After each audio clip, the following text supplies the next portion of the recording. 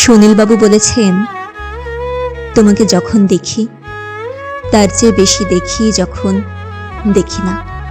কিংবা সত্যজিৎ রায় সিনেমাতে অপর্ণা চিঠিতে অপুকে অভিমানে বলেছিল, আমার সেই পাশের বাড়ির মেয়েটির কথা ভেবে হিংসে হয়।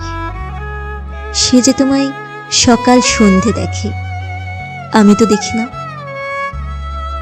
আমাদের জীবনে প্রেম হবে বহুবার, তবু প্রতিবার আমরা ভালোবাসবো না, চিৎকার করে কাঁদবো না, কারো অপেক্ষায় শুকনো ফুল জমাবো না, ক্যালেন্ডারে দাগ দিয়ে দিন গুনবো না তার ফিরে আসার।